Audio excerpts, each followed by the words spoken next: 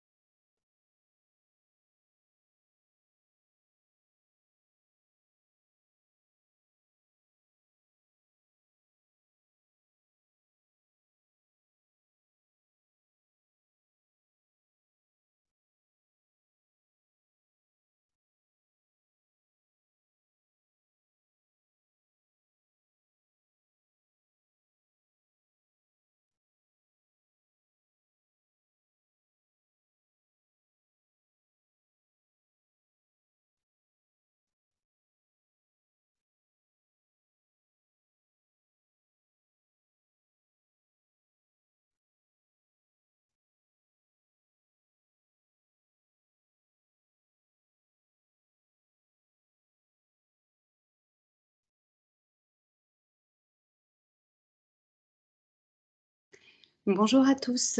Donc voilà, je vous propose de démarrer. Bienvenue et merci d'avoir, répondu, présent à notre invitation. Donc on vous propose, dans ce webinaire de, parler de substances préoccupantes dans les articles et donc nous avons dédié ce webinaire, aux distributeurs.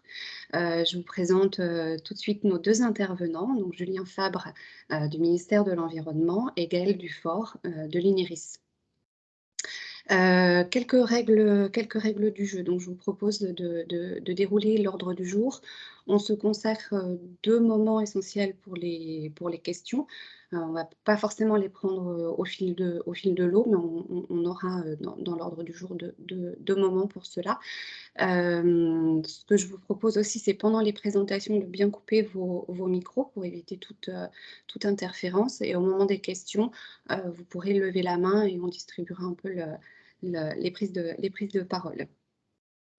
Également le séminaire, enfin le webinaire est enregistré. Nous mettrons les présentations et la vidéo en ligne à l'issue de la réunion.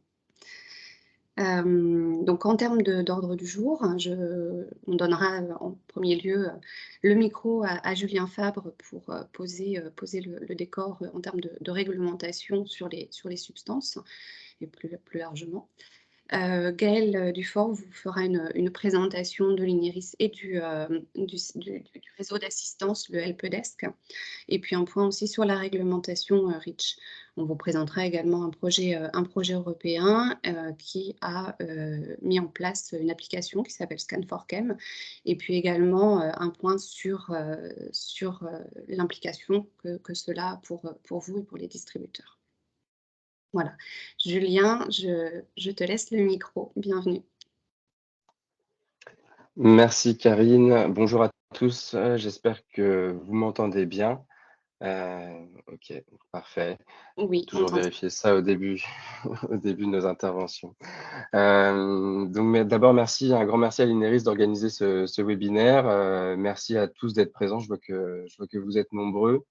Donc, je suis Julien Fabre. Je travaille au bureau des produits chimiques au ministère de la Transition écologique. Dans mon bureau, on s'occupe de toutes les réglementations sur les produits chimiques, que ce soit les pesticides, les fluides frigorigènes et les substances qui appauvrissent la couche d'ozone, aussi bien que le règlement REACH, dont il est plus particulièrement question aujourd'hui, en général, et qui vous concerne plus, et puis également le règlement CLP sur la classification, l'étiquetage et l'emballage des substances.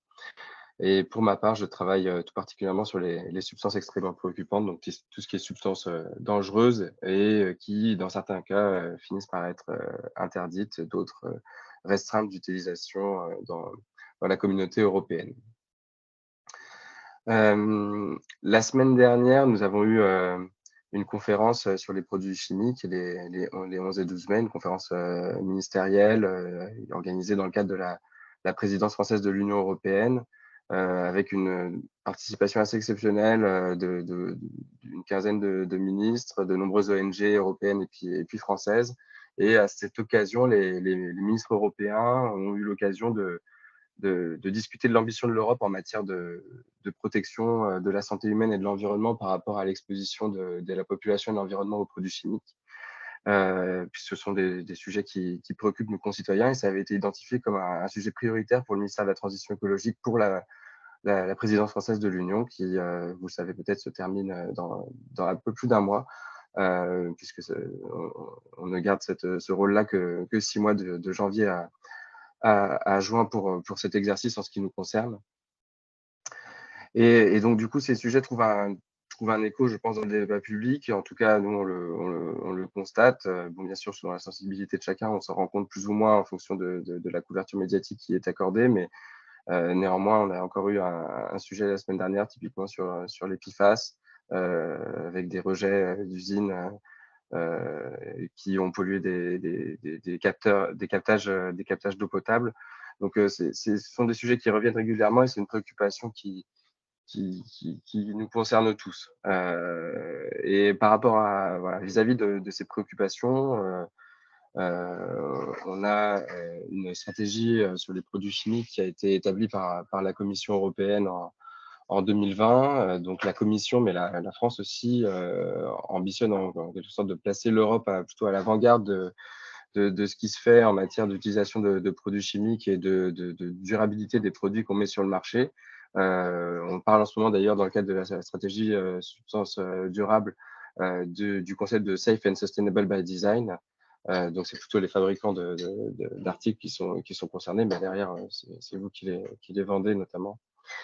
Enfin, en tout cas, il y a un ensemble de vraiment très complet d'encadrement réglementaire. Donc là, dans la slide, j'en ai placé quelques-uns avec donc des préoccupations qui ont de trait aux perturbateurs endocriniens, les PFAS, c'est des substances qui sont extrêmement persistantes dans l'environnement à tel point qu'on ne connaît pas leur demi-vie.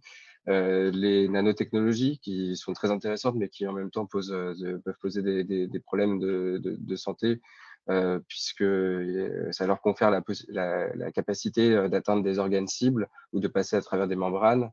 La question des microplastiques, dont vous avez sûrement entendu parler, ou bien des substances comme certains métaux tels que le plomb, et c'est une problématique connue depuis longtemps. Donc en face de tout ça, on a des règlements européens, le règlement CLP, le règlement REACH, les règlements sur les substances appauvrissant la couche d'ozone, SAO, le règlement sur les fluides fluorés, F-gaz, et puis des règlements sur les pesticides. Et puis ensuite, on a également des directives sur les produits, la directive jouet, la directive sécurité des produits, et puis enfin des initiatives plutôt qu'on qualifiera de locales, avec des lois nationales.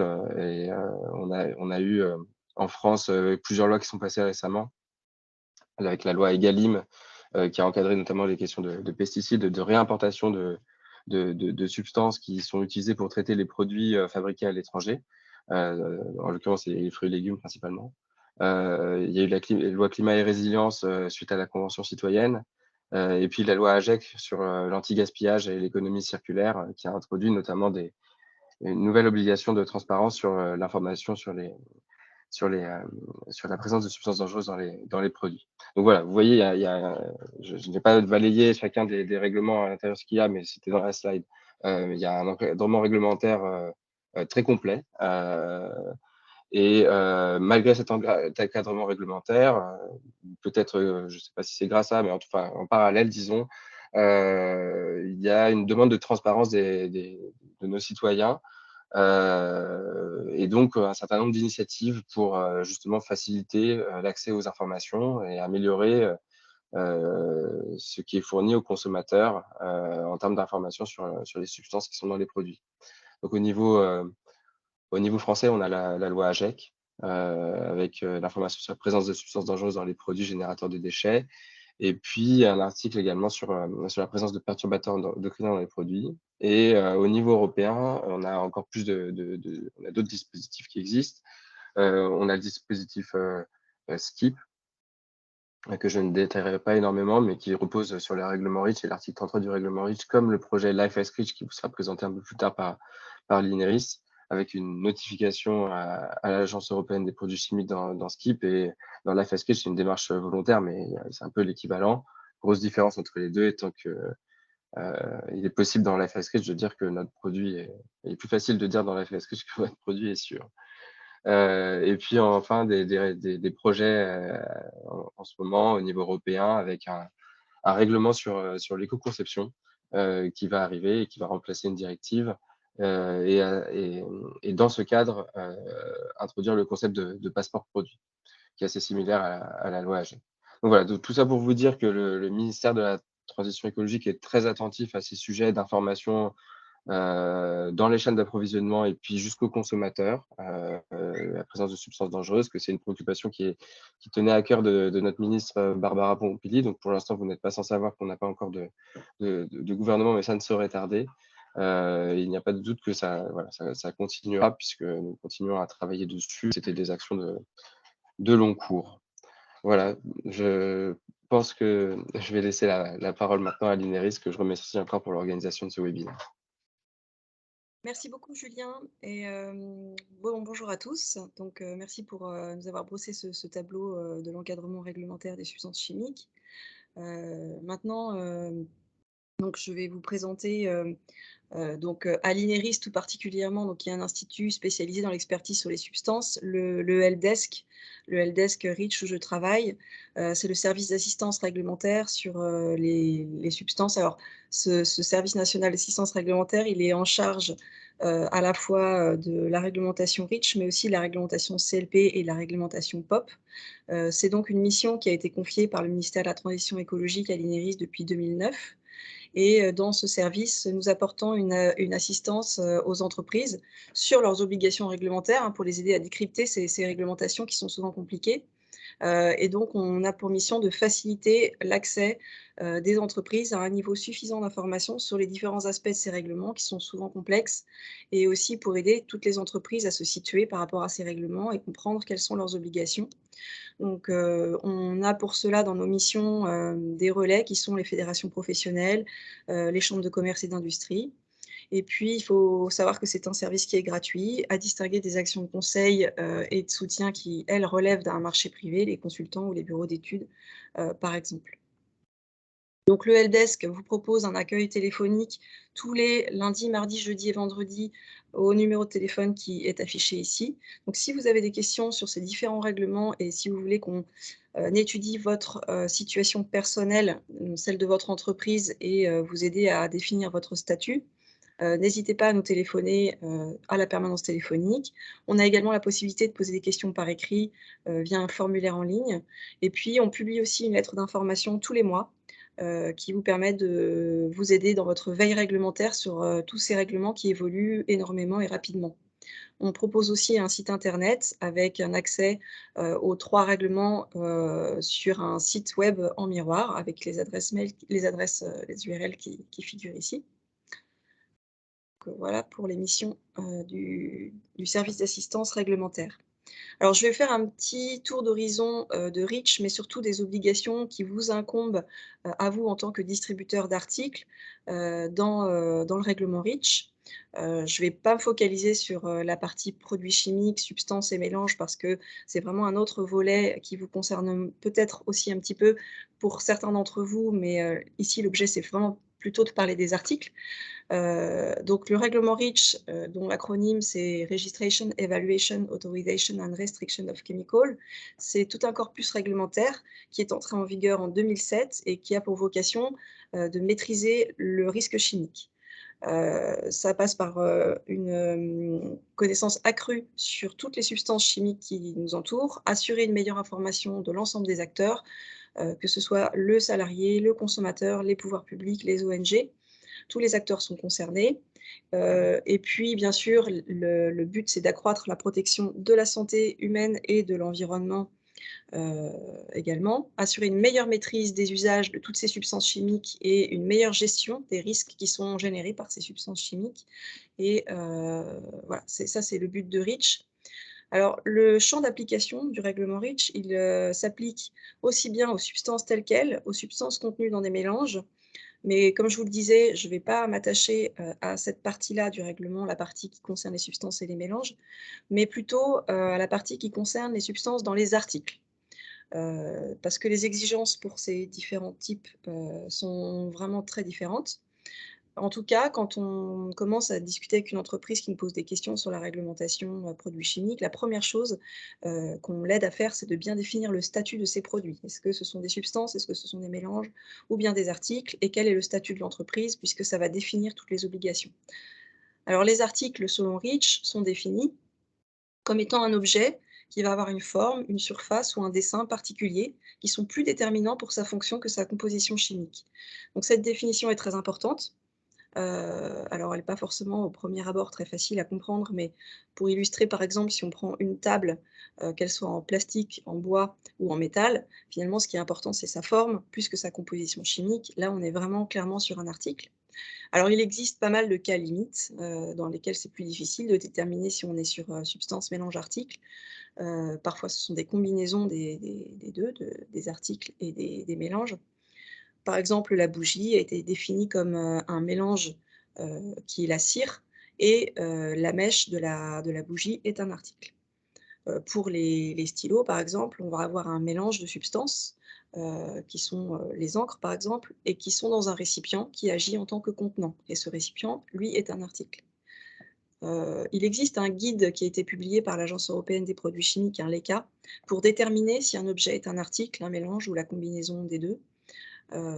Donc, si vous avez cette question à vous poser pour définir votre statut dans REACH, c'est intéressant d'aller voir ce guide qui propose également un logigramme avec différentes questions indicatives à dérouler pour arriver à cette conclusion importante pour connaître les obligations qui en découlent. Donc ici, on a mis en évidence le fait qu'il existe des articles simples, qui sont souvent constitués d'une seule matière, mais également des articles complexes, voire très très complexes, qui sont des assemblages de différents sous-articles. Alors, quelles sont les obligations pour les fournisseurs d'articles? Eh bien, d'abord, la première obligation, ce sont les restrictions. Donc les restrictions, c'est l'annexe 17 de REACH. Les restrictions existaient déjà avant REACH, elles ont simplement été reprises quand REACH est entré en vigueur et compilée dans l'annexe 17 de REACH. Cette annexe 17, elle évolue régulièrement. Elle contient actuellement 76 entrées. Une entrée, c'est un type de substance concernée. Alors pour illustrer, c'est assez petit, on ne voit pas forcément très très bien, mais ici, il y a 3 entrées qui ont été reprises de l'annexe 17, et ce sont des substances qui sont notamment interdites dans des articles textiles. Il faut savoir que l'annexe 17 concerne aussi bien des mélanges que des articles. Si vous êtes fournisseur d'articles, il faut vérifier s'il n'y a pas des substances qui pourraient concerner éventuellement certains des articles que vous vendez. Donc les restrictions, ce sont des substances qui sont interdites dans des usages bien spécifiques, donc dans des usages ou bien dans des types d'articles bien spécifiques. Donc il est important, quand on est fournisseur d'articles, de s'assurer qu'aucune des substances interdites dans les articles que vous vendez ne sont présentes dans ces articles. Donc ça, c'est vraiment la première chose qui est très importante quand on est fournisseur d'articles. Et puis, le deuxième point qui va occuper le webinaire de ce jour, ce sont les SVHC. Alors les SVHC, Substance of Very High Concern, ce sont des substances qui sont identifiées par les États membres ou par l'ECHA, l'Agence européenne. La liste des SVHC, elle compte actuellement 223 substances. Cette liste, elle est mise à jour 2 fois par an. Donc la dernière mise à jour, elle date du 17 janvier dernier. La prochaine mise à jour sera probablement courant juin ou début juillet. Quelques substances sont ajoutées à chaque fois à cette liste. Les substances qui sont potentiellement incluses dans la liste des SVHC, ce sont des substances qui sont CMR, cancérogènes, mutagènes ou toxiques pour la reproduction, de catégorie 1A et 1B. Ce sont des substances qui sont persistantes, bioaccumulables et toxiques, PBT et VPVB, donc très dangereuses pour l'environnement. Ou bien elles peuvent être également des perturbateurs endocriniens. Donc, ce sont ces 3 catégories de substances que l'on retrouve dans la liste des SVHC, les CMR, les PBT, VPVB et les PE, les perturbateurs endocriniens. L'objectif de faire cette liste de SVHC, c'est une élimination progressive de ces substances lorsque des solutions de remplacement sont viables sur les plans économiques et techniques. Alors, qu'est-ce que ces SVHC vont impliquer pour vous, les fournisseurs d'articles? Eh bien, alors ce n'est pas une interdiction de commercialisation, mais c'est quand même une obligation de communication à vos clients professionnels. Et ça, c'est l'article 33.1 de REACH qui le prescrit. Donc, tout fournisseur d'articles qui contient une SVHC à plus de 0,1% doit fournir au destinataire professionnel de l'article suffisamment d'informations dont il dispose pour permettre une utilisation en toute sécurité de l'article, y compris au minimum le nom de cette substance. Donc, si vous possédez des informations pour que cet article soit utilisé en toute sécurité, il faut les transmettre à votre client professionnel. Et il faut bien noter également que les emballages sont aussi des articles selon REACH, et donc ils sont également concernés par cette disposition. Donc, on a également une disposition dans REACH, qui est l'article 33.2, qui concerne le consommateur, et c'est le seul point du règlement REACH qui parle du consommateur. Et cet article 33.2, il dit qu'à la demande d'un consommateur, tout fournisseur d'un article qui contient une SVHC à plus de 0,1% doit fournir au consommateur les mêmes informations, les informations dont il dispose pour permettre une utilisation en toute sécurité, et au minimum le nom de la substance SVHC concernée. Cette information doit être fournie gratuitement dans les 45 jours suivant la réception de la demande. Donc, c'est un délai qui peut être relativement court si on ne s'est pas préoccupé de savoir si des SVHC étaient présentes dans l'article en question. Est-ce qu'à ce stade de la partie vraiment réglementaire avec restriction d'une part pour les substances interdites et article 33 et communication sur la présence de SVHC à plus de 0,1 %, il y a déjà des questions ou pas?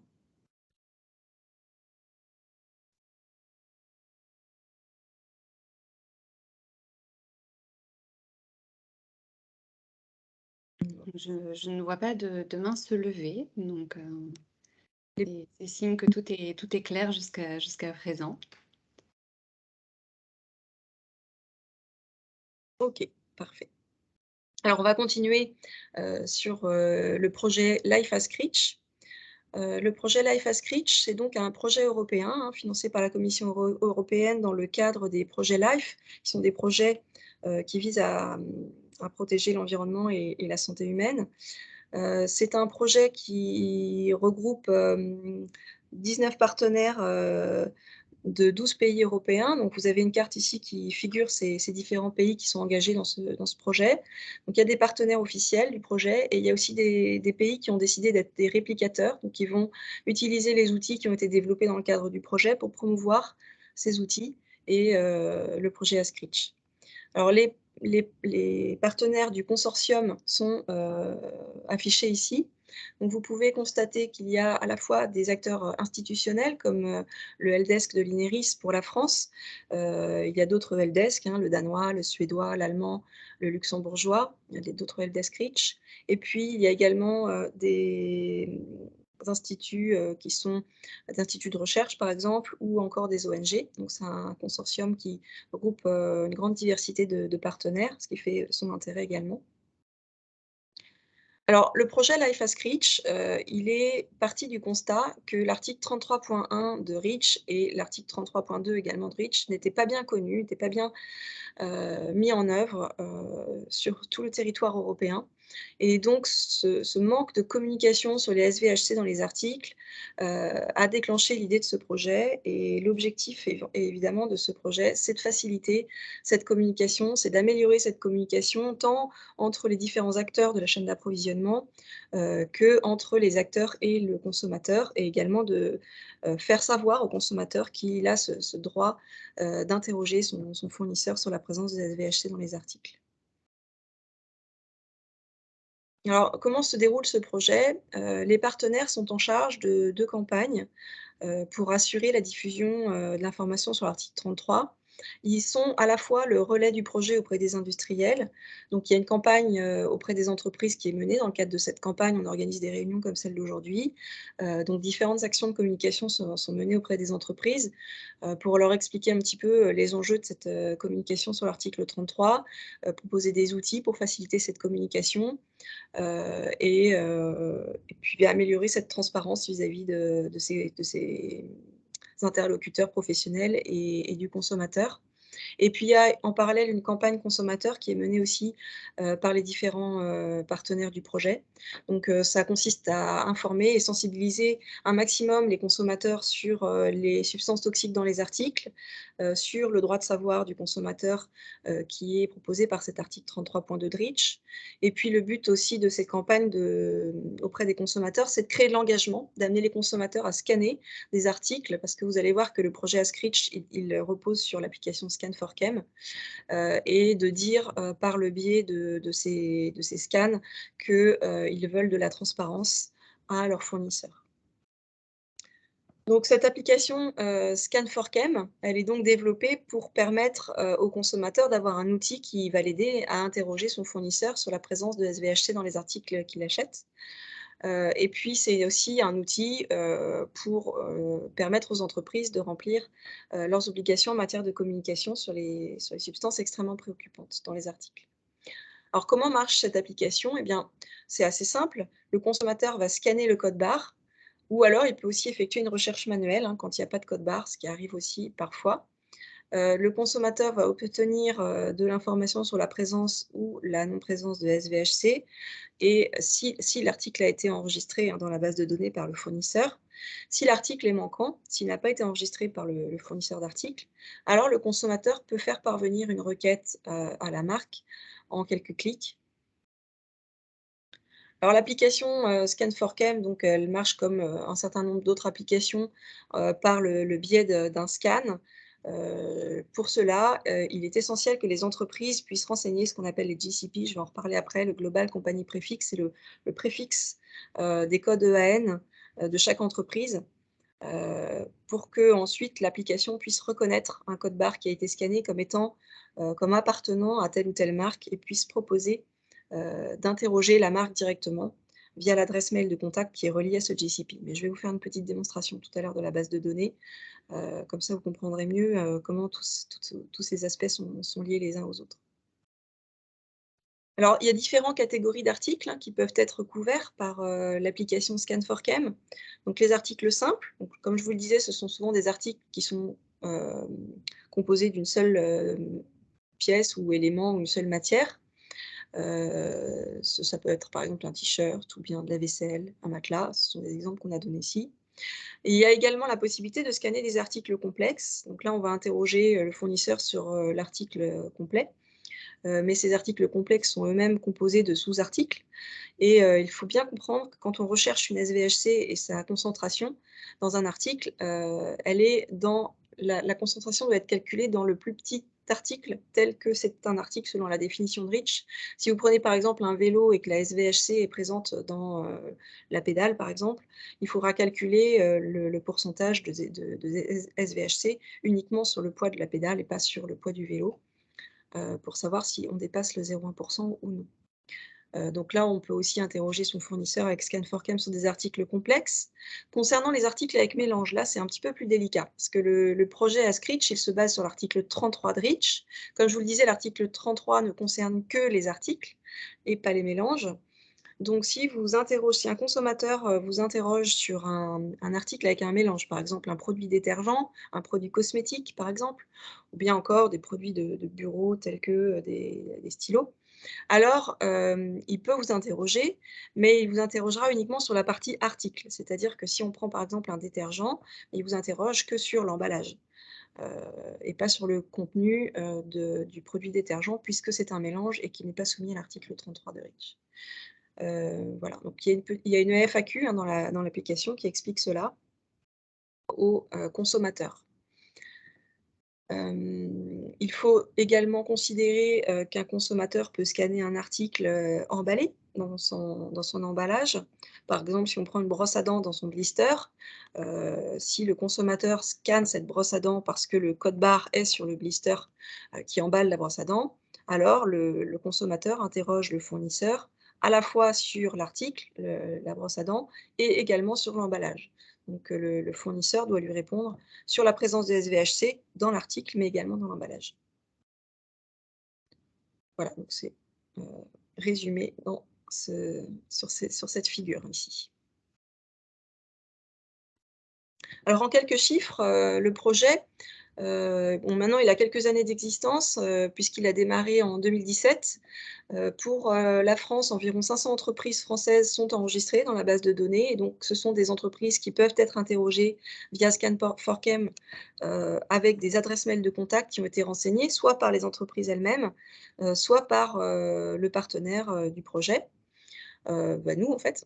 Et puis, il est également possible de scanner plus de 205 000 codes barres sur toute l'Europe. Ce sont non, pardon. Il y a plus de 205 000 codes barres qui ont été scannés en Europe. Donc, ce sont des produits qui ont été interrogés par les consommateurs qui voulaient savoir si des SVHC étaient présentes. Il y a aussi 28 700 requêtes qui ont été envoyées par des consommateurs européens grâce à l'application. Envoyer une requête, c'est aller un petit peu plus loin que scanner un code barre. C'est quand on n'a pas l'information dans l'application, on va interroger directement le fournisseur pour obtenir la réponse à la question. Vous pouvez dès à présent découvrir l'application si ce n'est pas déjà fait en la téléchargeant sur les différents stores. Elle est développée par l'agence allemande pour l'environnement. Donc, c'est bien ce distributeur qui est indiqué ici, qui met à disposition l'application Scan4Chem. Et donc, l'application est disponible dans toute l'Europe. C'est la même pour toute l'Europe. Et vous avez accès à la base de données à partir de l'application qui contient tous les fournisseurs européens qui ont été enregistrés dans cette application. Y a-t-il des questions sur l'application, sachant qu'on va ensuite aborder une partie sur l'implication des entreprises dans le projet et la manière dont les entreprises peuvent rentrer les données pour alimenter Scan4Chem.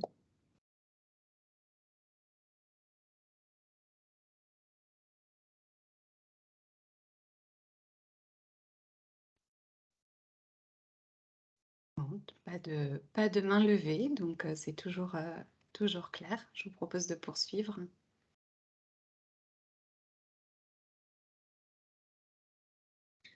Alors, l'implication des entreprises dans le projet Ascritch. Bien écoutez, comme vous êtes tous fournisseurs d'articles, a priori, dans ce cas, vous êtes concernés par le projet.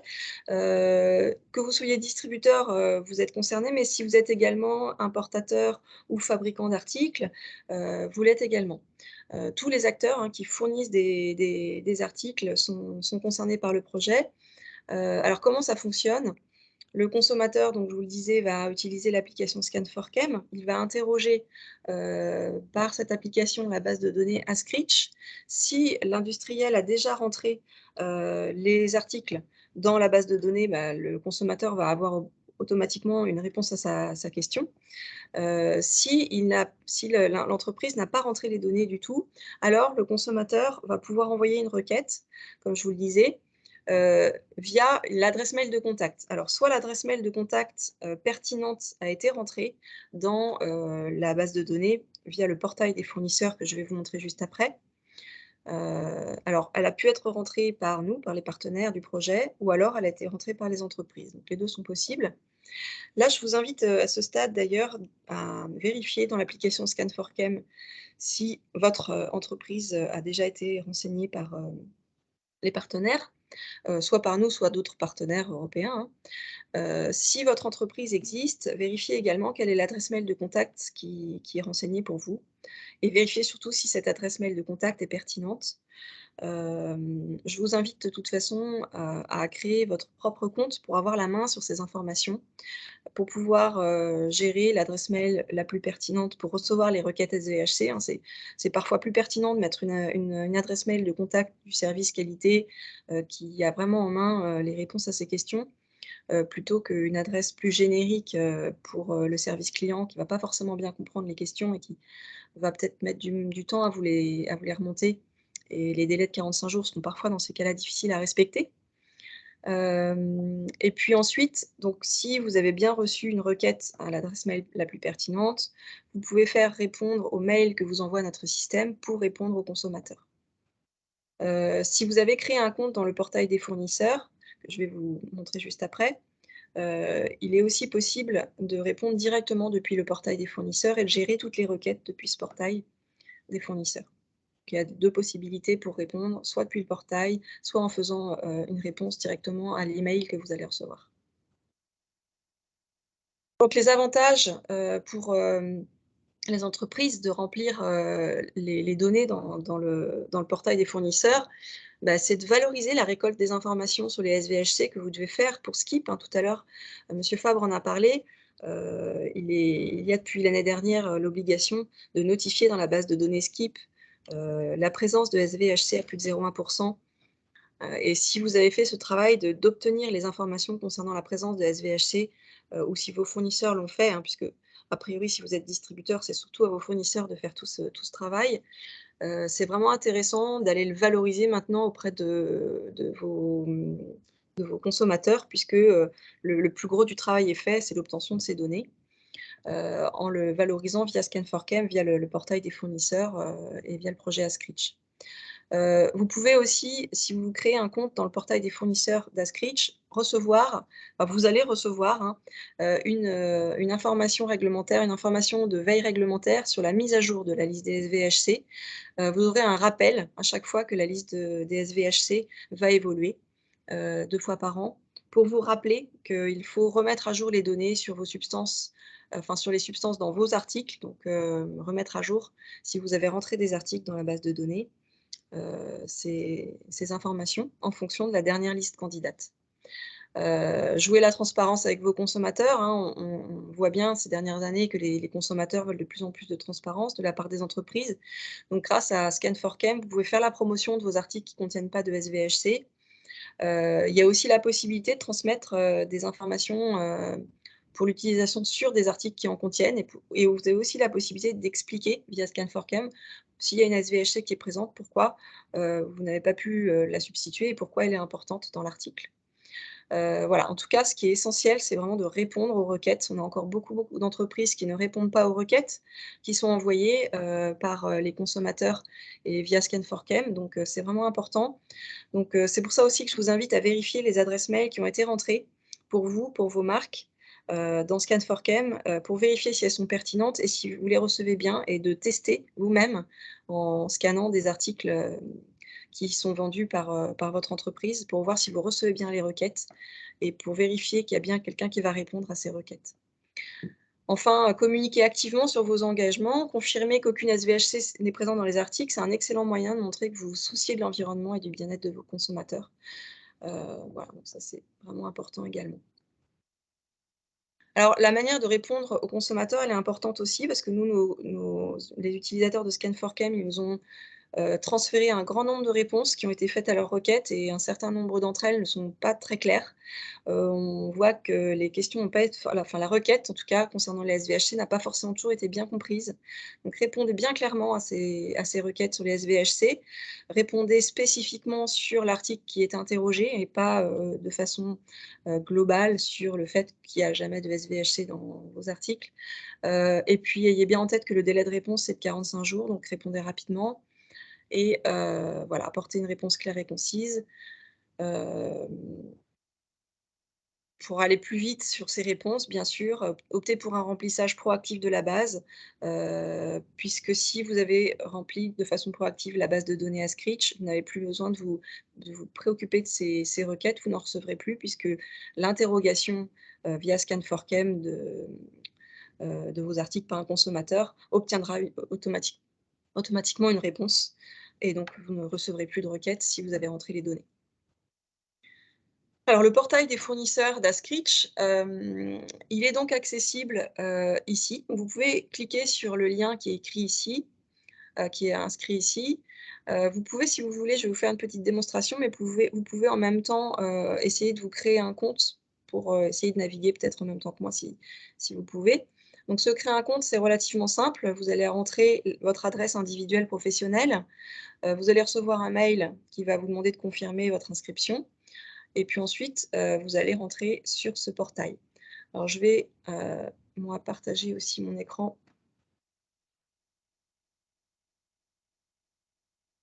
pour aller sur ce portail. Le voici. Donc, voilà l'interface que vous allez recevoir. Vous allez vous loguer une fois que vous aurez confirmé l'inscription. Vous arrivez sur cette interface ici.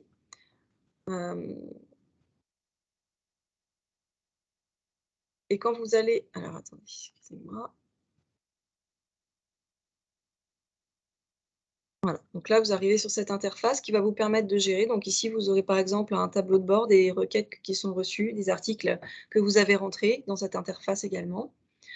Quand vous cliquez ici sur le nom de l'utilisateur, donc du compte, et sur le profil, vous avez cette page. Donc cette page, elle est vraiment importante parce que dans un premier temps, même si vous n'avez pas l'intention d'aller plus loin, en tout cas pour rentrer des articles, vous pouvez à minima renseigner l'adresse mail de contact générique. Hein, je dis générique parce que si vous mettez le nom d'une personne, de toute façon, elle va être publique, elle sera visible dans l'application Scan4Chem, donc ce n'est pas recommandé de mettre une adresse nominative. Ici, donc, mettez votre adresse générique, l'adresse mail qui permettra de recevoir les requêtes qui vous sont adressées par les fournisseurs via Scan4Chem. Vous allez rentrer le nom de votre entreprise. Alors ça aussi, c'est assez important. Si vous rentrez le nom de votre entreprise, pensez bien que si des consommateurs veulent chercher le nom de votre entreprise pour vous adresser une requête, il faut que ce soit assez parlant. Donc vérifiez peut-être déjà si nous, on a rentré pour vous un nom d'entreprise et éventuellement entre parenthèses des marques. Parce qu'en fait, c'est ce qu'on recommande de faire, hein, c'est d'indiquer d'abord le nom de votre entreprise et entre parenthèses des marques. Alors s'il y en a beaucoup, vous n'allez peut-être pas pouvoir les rentrer toutes, mais en tout cas celles qui sont peut-être le plus connues et le plus parlantes pour les consommateurs. Si le nom de l'entreprise n'est pas du tout parlant, vous n'êtes pas non plus obligé de le mettre. Faites comme vous pensez que c'est le plus pertinent en tout cas. Et on peut aussi en rediscuter ensemble après si vous le souhaitez. Si vous créez un compte avec votre adresse mail de contact plus pertinente que celle que nous on a déjà rentrée et que vous voulez avoir la main sur ce compte, contactez moi également pour que nous, on supprime le compte qu'on a créé pour vous, pour pas qu'il y ait de doublons non plus dans la base de données. Donc c'est vraiment important, je vous disais, c'est l'adresse mail de contact la plus pertinente. Et puis également, ici, donc soit vous rentrez que vous êtes un distributeur, vous cliquez que vous êtes un distributeur et vous pouvez rentrer, si vous voulez aussi, des informations qui concernent les produits qui sont distribués par vous, mais qui ne vous appartiennent pas, c'est-à-dire qui vous sont fournis par vos fournisseurs professionnels. Et dans ce cas, soit eux-mêmes vont rentrer les données dans l'application Scan4Chem et dans le portail des fournisseurs, soit vous pouvez les rentrer pour eux, c'est comme vous préférez. Bien souvent, il est plus simple évidemment pour les distributeurs qui ont énormément de références que leurs propres fournisseurs fassent cette démarche, mais vous avez de toute façon la possibilité de le faire également. Et ce qui est conseillé, fortement conseillé, c'est que pour toutes les entreprises qui rentrent au moins une adresse mail de contact, il y ait aussi des GCP, comme je vous le disais tout à l'heure, qui soient rentrés. Donc les GCP, on les rentre ici, dans ce champ ici. Donc le GCP, c'est le préfixe de vos codes barres qui va permettre à l'application de relier cette adresse mail de contact aux articles qui ont été scannés avec Scan4Chem et de proposer tout de suite au client, au consommateur qui a scanné un article, d'envoyer une requête via cette adresse mail de contact.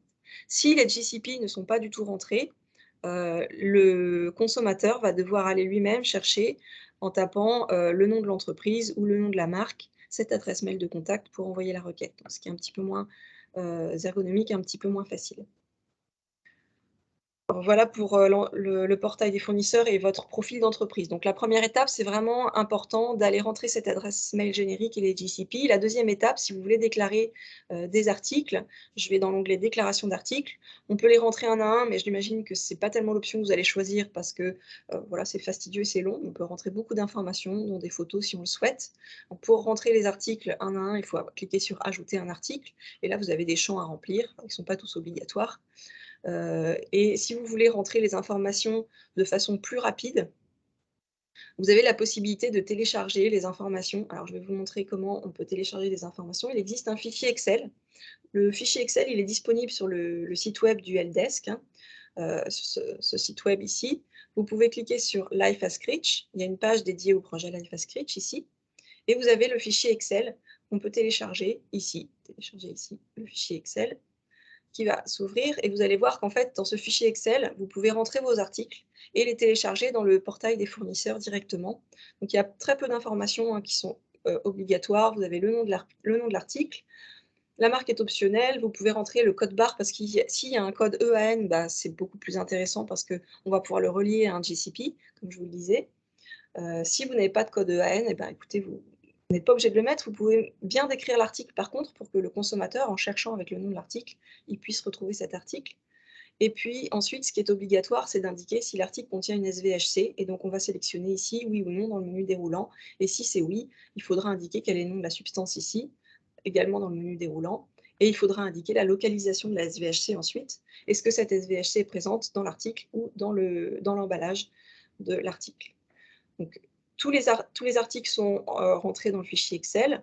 Et ensuite, vous allez pouvoir le télécharger en faisant, alors, déclaration d'article, ici en faisant plus, importer. Et là, vous allez faire un glisser-déposer du fichier Excel dans le portail des fournisseurs d'articles.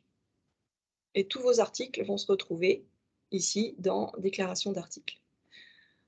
Une autre chose importante, c'est comme je vous le disais, la liste candidate évolue régulièrement, donc il faut vérifier que les informations que vous avez rentrées dans le portail sont à jour quand la liste candidate évolue. Comme je vous le disais aussi, vous allez recevoir une alerte pour vous dire que vous avez une évolution de la liste candidate et qu'il faut mettre à jour vos données parce qu'elles vont passer en obsolète à chaque fois, c'est-à-dire ça serait écrit mettre à jour à chaque fois que la liste candidate va évoluer. Donc pour mettre à jour vos données, vous venez sur ce tableau récapitulatif de vos articles, vous les sélectionnez une fois bien sûr que vous avez pu vérifier auprès de vos fournisseurs qu'il n'y avait pas d'SVHC qui proviennent de la nouvelle liste candidate. Et ensuite, vous allez faire mise à jour en cliquant ici de tous vos articles et ils vont passer en articles mis à jour à la dernière date de la liste candidate la plus récente. Voilà, vous pouvez aussi, je vous le disais tout à l'heure, gérer vos requêtes depuis ce menu requêtes. Bon, ici, on est sur une bêta test, donc il n'y a pas de requêtes reçues, mais vous pouvez les gérer depuis cet onglet requêtes. Voilà pour le portail des fournisseurs, hein, je vous disais, c'est relativement simple d'utilisation et il est vraiment important que vous vous créiez un compte et que vous rentriez à minima votre adresse mail de contact la plus pertinente. Et puis, si vous avez déjà un compte que nous, on a créé, nous contacter pour qu'on les fasse et qu'il n'y ait pas de doublons et que vous ayez la main sur ce compte. Je voulais aussi vous dire qu'on va partager les informations sur le webinaire d'aujourd'hui sur le site web du Helpdesk, dans l'onglet documentation ici et webinar. Et on va ici rajouter le support de l'événement et la vidéo du webinaire d'aujourd'hui. Donc voilà pour cette démonstration du portail des fournisseurs. Gaëlle, je me permets, je vois qu'il y a une main levée, donc peut-être qu'on peut prendre tout de suite une question Oui. pour éviter d'avoir des problèmes de compréhension. J'ai vu que Madame Tafournel avait levé la main. Oui, bonjour. Merci beaucoup. Madame Dufort, je voulais juste que vous reveniez sur, j'ai pas vu l'endroit où j'ai vu comment importer le fichier Excel, Ah, pardon. mais pour le créer ou l'exporter pour aller le remplir, c'est la déclaration d'une gamme de code barre. Je me souviens plus. Je vois pas où vous aviez cliqué. Alors, pour le fichier Excel, Oui. alors, le fichier Excel, je suis allée le chercher sur le site web. Il est hébergé sur le site web du Helpdesk. OK. Pardon. Ouais, je suis peut-être allée un petit peu vite sur ce. Non, mais c'est moi qui ai dû à ce moment-là déconnecter. Et du coup, je vous ai vu le réimporter derrière, mais je n'avais pas vu où vous l'aviez téléchargé pour aller le remplir.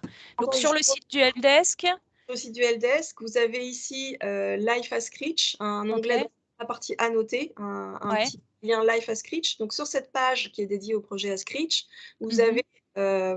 Vous pourrez visiter, hein, il y a un dossier thématique sur le site de l'INERIS qui est un petit peu plus conséquent que cette page qui est assez courte. Et vous avez ici déjà l'accès vers le fichier Excel. OK. L'accès vers le portail pour se créer un compte est ici déjà.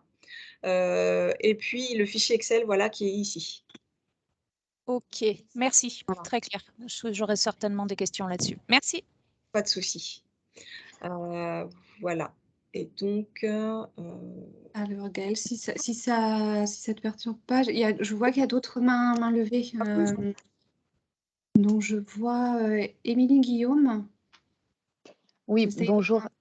Bonjour.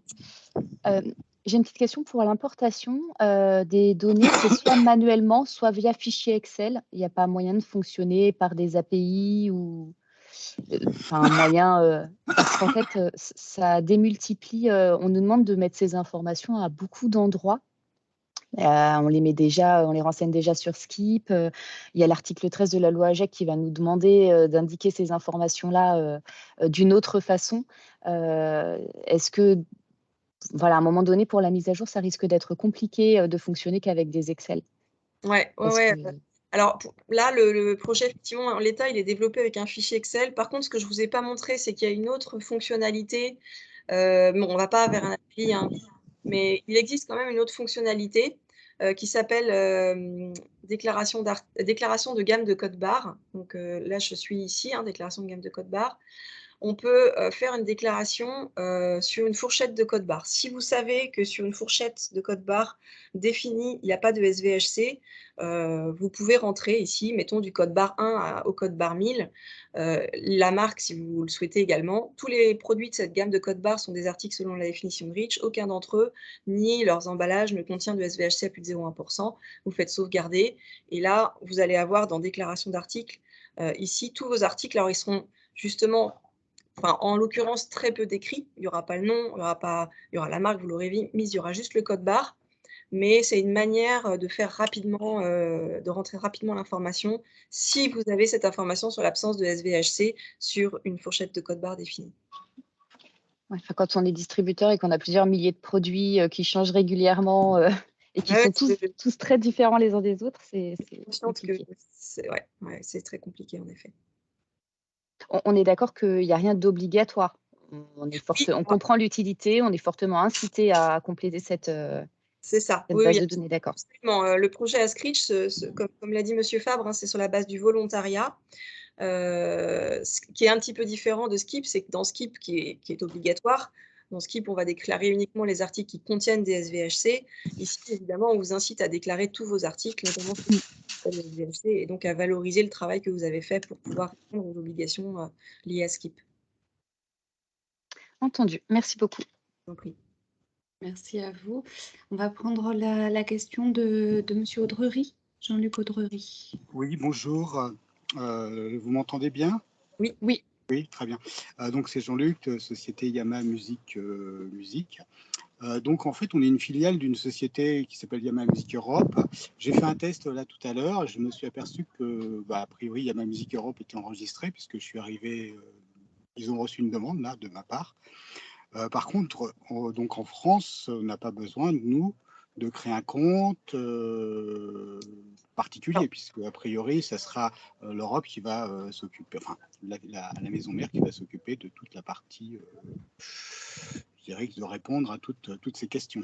En fait, c'est une très bonne question que vous posez, parce que ça, c'est justement la difficulté de gérer ce projet de façon harmonisée avec nos collègues européens. Alors, il y a des partenaires européens qui ont décidé de rentrer des adresses mail de contact pour les entités locales, parce qu'ils avaient les coordonnées et puis parce que c'était plus facile, par exemple, pour les utilisateurs allemands de poser la question directement à l'entité légale allemande.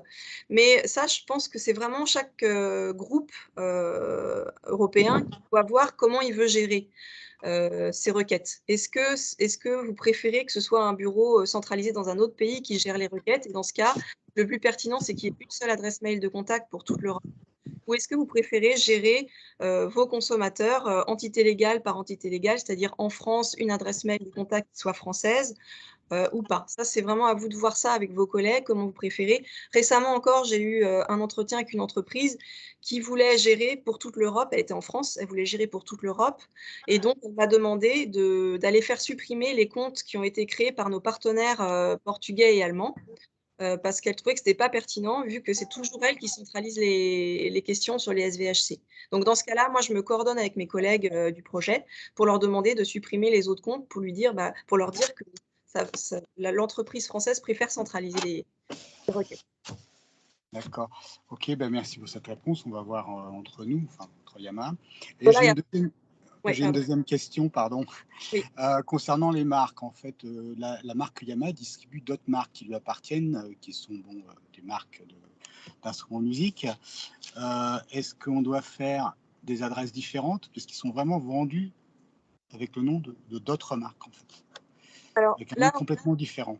Ouais, encore une fois, c'est à vous de voir comment vous voulez gérer ça. Ça dépend aussi si c'est le même service qui gère toutes les requêtes. C'est peut-être plus simple pour vous d'avoir une seule adresse mail de contact. Mais par contre, quand vous allez entrer le nom de votre entreprise, bien spécifier toutes les marques, entre parenthèses par exemple. Comme ça, le consommateur, il sait qu'il s'adresse à l'entité légale qui gère la marque qui l'intéresse.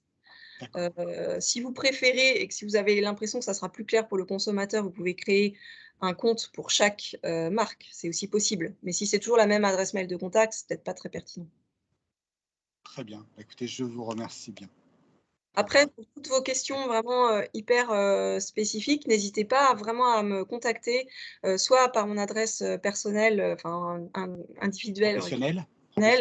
gaëlle.dufort@ineris.fr, ou bien l'adresse de l'équipe scan4chem@ineris.fr, et on reprendra contact avec vous pour échanger sur vos questions, bien sûr. Très bien. Bah, écoutez, je vous remercie bien. Merci à vous pour cette question tout à fait judicieuse. On va prendre la question de Florence Nolo, qui a également levé la main. Oui, bonjour. Peut-être que je suis hors sujet, mais je voulais juste clarifier en fait le champ d'action de ces applications. C'est donc uniquement les articles et pas les substances ou les mélanges. Parce qu'en fait, je représente les distributeurs de produits chimiques qui peuvent faire de la formulation. Mais donc, si j'ai bien compris, ça s'adresse uniquement aux distributeurs d'articles. Oui, vous avez bien compris, en effet. Le projet Ascrich, comme il se base sur l'article 33 du règlement REACH, l'article 33 du règlement REACH ne concerne que les fournisseurs d'articles, en effet. Et donc, vos distributeurs pourraient potentiellement être concernés pour les emballages des produits chimiques. D'accord. Si ces produits chimiques n'arrivent pas jusqu'au consommateur, aucun consommateur n'ira utiliser Scan4Chem pour les scanner. Néanmoins, vous restez, enfin, les différents entreprises que vous représentez sont censées vérifier la présence de SVHC dans les articles qu'elles fournissent et donc dans les emballages qu'elles fournissent. Oui, tout à fait. Je pense qu'ils vont être très sollicités en aval, et on a également en fait un petit peu de vente dans la grande distribution. Donc, c'est possible effectivement qu'ils soient interrogés. Ok, ben, je vous remercie. Compris. Donc, on a encore une question. Je pense que Julien voulait peut-être compléter. Julien Fabre. Oui, merci.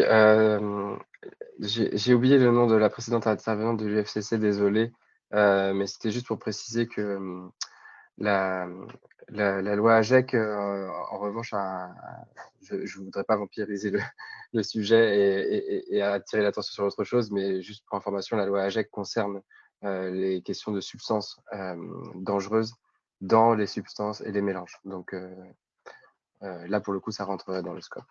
Voilà. Une question également de Kim Hassen. Oui, bonjour, Kim Siasen, je suis responsable développement durable chez GEOD, qui est une confédération qui regroupe en fait 3 fédérations de distributeurs professionnels de l'aprobâtiment, la FNAS, la FDME, la FND, donc tout ce qui est appareil sanitaire, appareil chauffage sanitaire, matériel électrique et tous les produits de la décoration, toujours dans l'aprobâtiment, donc second offre du bâtiment. Ma question porte sur l'utilisation du coup de Ascrich. On est d'accord qu'on parle bien simplement de l'information consommateur. On est vraiment, quand je dis consommateur, on parle bien de ménage, de particulier. C'est-à-dire que les professionnels, donc le B2B, entre guillemets, les distributeurs B2B ne sont pas concernés par cette obligation potentiellement de déclaration. Oui, alors effectivement, bon, je rappelle simplement que le projet Ascrich et le remplissage de la base de données que je viens de vous présenter, c'est sur la base du volontariat. Il n'y a pas d'obligation réglementaire pour Ascrich. Néanmoins, et le projet Ascrich, en effet, concerne la communication des SVHC aux consommateurs. Donc, dans votre cas, un consommateur peut acheter peut-être un radiateur et vouloir savoir s'il y a des SVHC dedans, ce n'est pas exclu. Maintenant, les fournisseurs de ces appareils sont quand même soumis à l'article 33.1 de REACH. Donc là, ce n'est pas le projet Ascrich qui est en jeu, mais en tout cas, la communication sur la présence de SVHC dans les articles, elle existe tout le long de la chaîne d'approvisionnement. L'article 33.1 s'applique jusqu'au dernier acteur professionnel. Donc, vos adhérents, ils sont concernés par cette communication sur la présence des SVHC dans les articles tout le long de la chaîne d'approvisionnement. Après, si c'est vendu à un consommateur à la fin, le consommateur peut interroger son fournisseur sur la présence de SVHC dans les articles qui lui ont été installés, par exemple. D'accord. Oui, c'est là qu'on a une difficulté, c'est que logiquement, on ne fait que de la vente aux professionnels, donc aux artisans, mais il peut y avoir certains produits qui, malencontreusement, enfin, sont en définitive vendus en direct à des consommateurs. Donc, ça reste très, très marginal. D'accord, ouais, ouais. Alors Merci. effectivement, oui, voilà, après ça c'est les fournisseurs de ces articles qui, à la fin, savent quelle est l'utilité de cet article, s'il est mis sur le marché auprès du consommateur ou pas Mm. et Merci beaucoup. est-ce qu'il y a encore des questions? A priori non. OK, donc on va avancer un petit peu. Donc là, j'avais fait une capture d'écran de ce fameux fichier Excel pour renseigner ces articles, mais vous avez vu où vous pouvez le télécharger.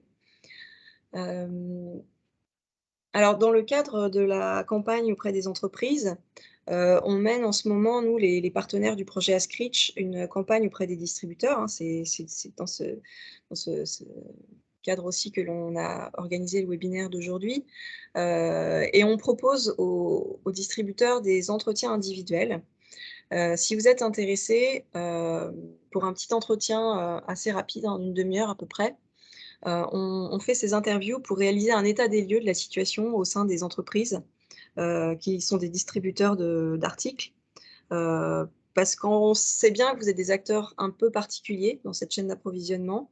Vous avez des difficultés spécifiques, à votre rôle puisque vous distribuez parfois de nombreuses marques et vous avez souvent de très nombreux distributeurs, de nombreux approvisionnements. Donc c'est encore plus compliqué, pour les distributeurs que pour, l'importateur ou pour le fabricant d'articles.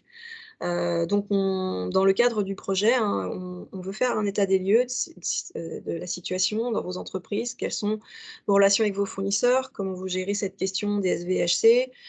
Quelles sont les difficultés que vous pouvez rencontrer? Quels seraient les outils qui potentiellement pourraient vous aider à améliorer cette communication?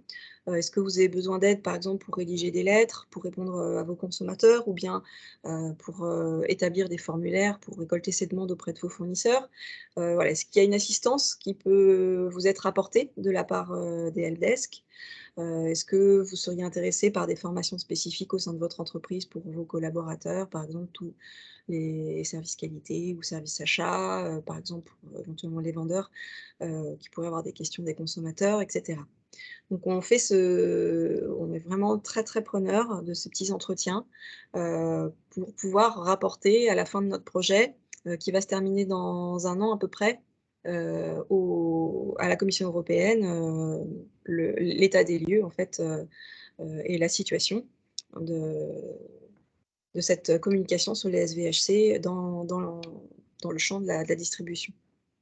Donc j'ai mis un lien ici, il y a un petit questionnaire avec, 4 ou 5 questions et puis vous pouvez laisser votre adresse mail, pour être recontacté. Vous pouvez aussi simplement écrire à l'adresse mail scan4chem@ineris.fr si vous souhaitez, participer à ces interviews et merci d'avance pour, votre collaboration dans ce travail. Et puis voilà, nous avons à peu près terminé. Vous pouvez soutenir le projet si vous le souhaitez. Nous avons, mis en place, un kit, de sensibilisation pour vos collaborateurs ou pour vos consommateurs. Vous pouvez cliquer sur les liens qui sont ici. On peut vous fournir du matériel de communication. Et puis, on est également présent sur les réseaux sociaux, donc n'hésitez pas à nous suivre. Le groupe, Scan4Chem Communiquer mieux sur les SVHC sur LinkedIn, vous êtes ouvert et vous informe régulièrement des avancées, du projet et des événements que l'on organise dans le cadre de ce projet. On communique également sur le compte Twitter et le compte Facebook de l'Ineris. Et puis pour le consommateur, il y a un compte, Instagram dédié également. Voilà, j'en ai terminé et je suis, à votre écoute si vous avez encore des questions.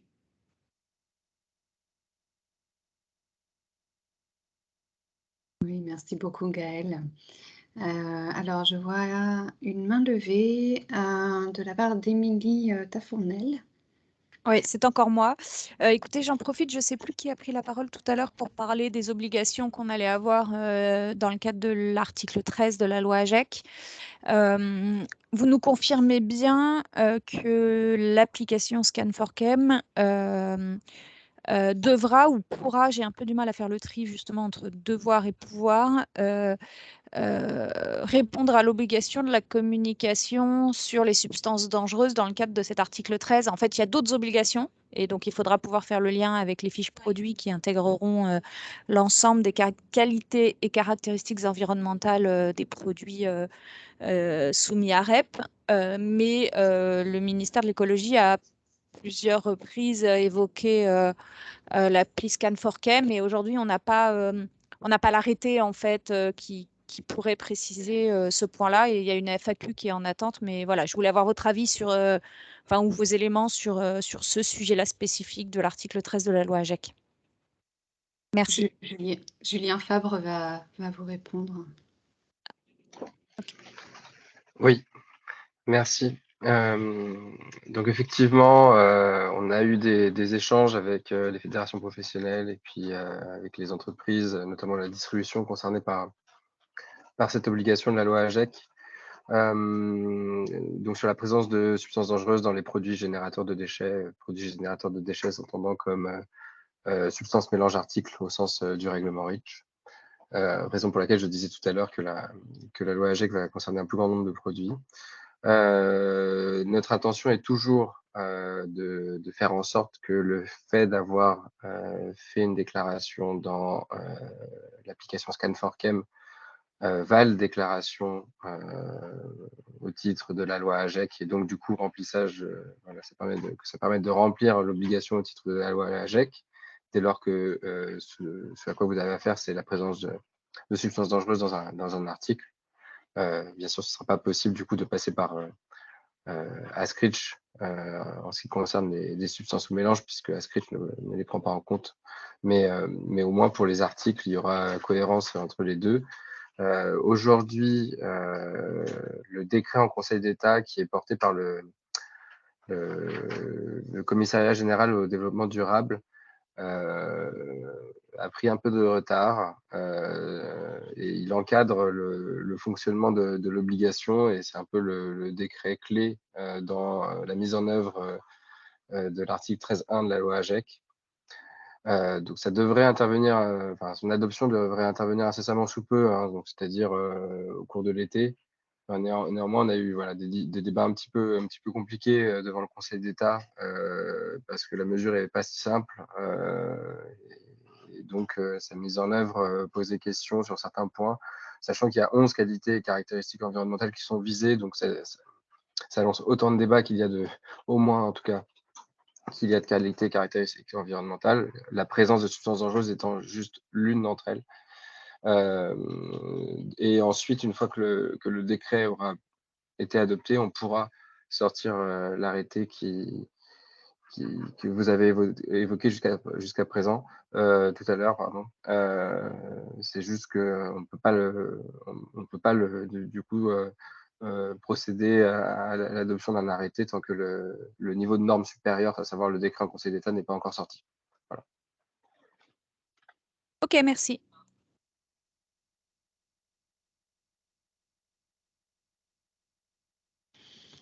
D'autres questions peut-être? Profitez-en. Hein.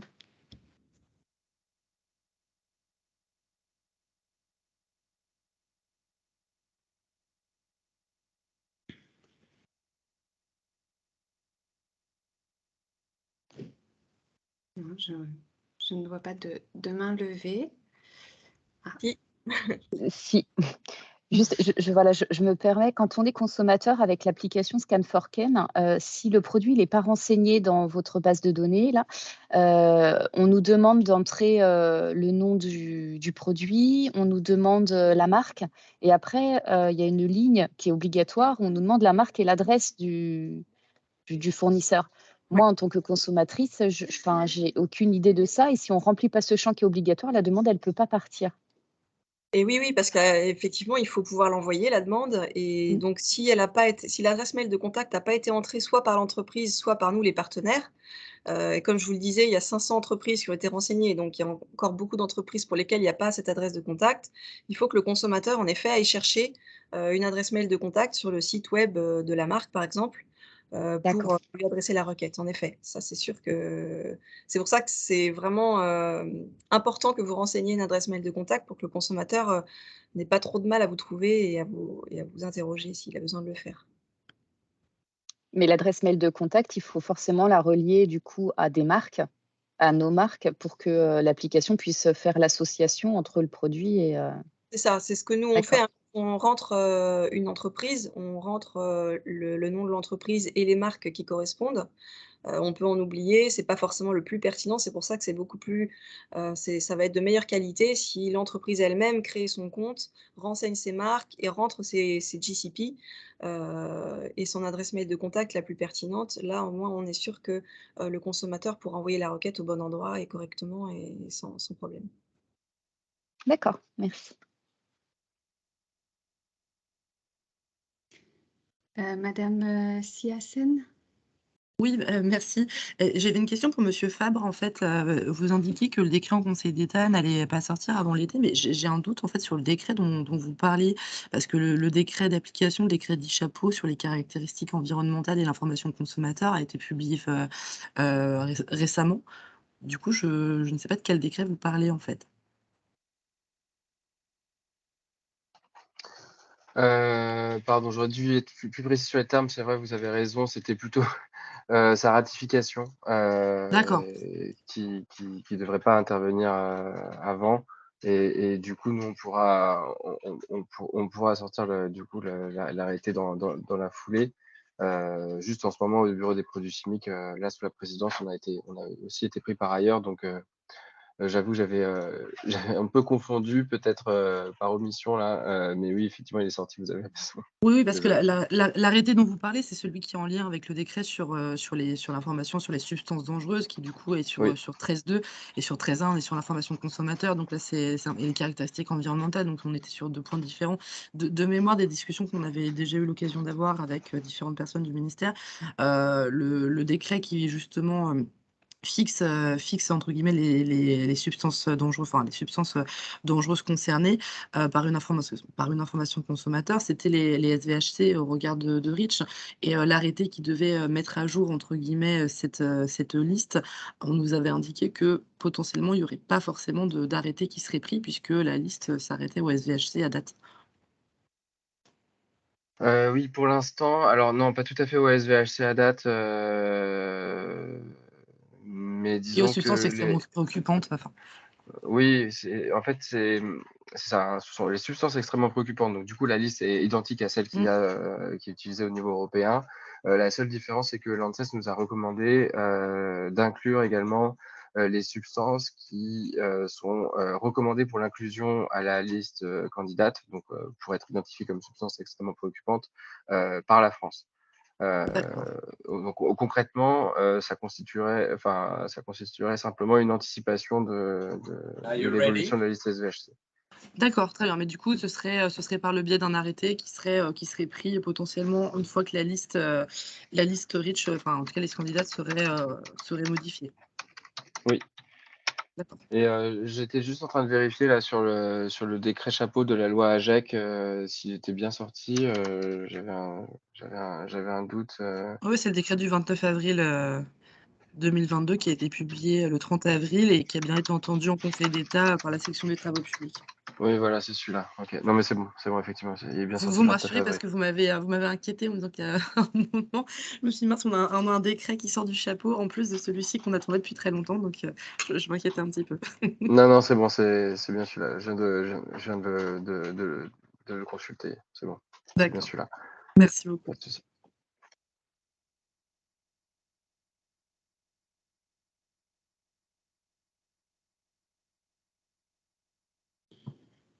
Nous pouvons prendre une dernière question, une dernière réaction, n'hésitez pas.